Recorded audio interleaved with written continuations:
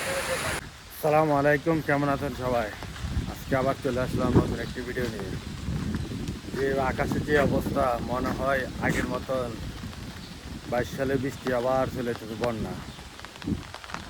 এতে যদি দেখেন ধান ক্ষেতগুলো কি অবস্থা হয়েছে, আর পাশে পুকুর ভাসি যাইতেছে অলরেডি। পুকুরে মাছগুলো বাইরে হয়ে যাবে, আর মাঠে বেড়ায় সোনালি ফসলের কি অবস্থা আল্লাহ জানে।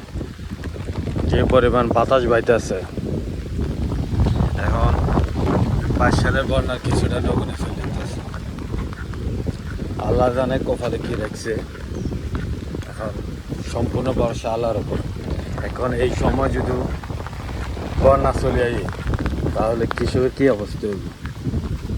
অলরেডি আমাদের ওই সামনে ওই দিকে একটা খাল আছে ডাকাতিয়া, ওই খালে অলরেডি পানি ভাসি গেছে। এখন বাকিটা আল্লাহ কপালে কি রাখছে সেটাই। এই যদি অবস্থা তাহলে কি হইব? কৃষকের মাথা হাত ছাড়া কোনো কিছু নেই।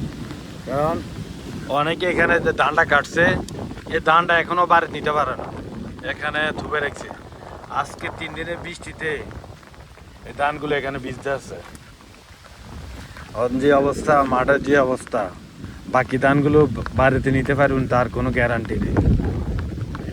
এই অবস্থা যদি বন্যা আসে, 4 মাস পরিশ্রমের যে ফসল, এই ফসলের কি হইব? যাক, আল্লাহ যাতে এমন কিছু না করে, এমন কোনো বিপদ না আসে যাতে কৃষকরা মাথা হাত দিয়ে বসে থাকতে হয়। এখন বর্তমানে চালের যে দাম, এক বস্তা মানে 40 কেজি, 1 মন চালের দাম 3700 থেকে 3800 টাকা। এবার যদি কৃষকের ফসল মাঠের ভিতরে যদি ডুবে যায়, তাহলে এই চালের দাম 5000 যাই উঠব। যখন যে পরিস্থিতি, এই পরিস্থিতিতে মনে হয় না যে আবার পরিস্থিতি ভালো দিকে। আজকে 3 দিন ধরে বৃষ্টি হইতেছে, এগুলো একবারে শুকনো ছিল। এখন দেখেন এগুলো একবারে ভাসি গেছে পানি দিয়ে।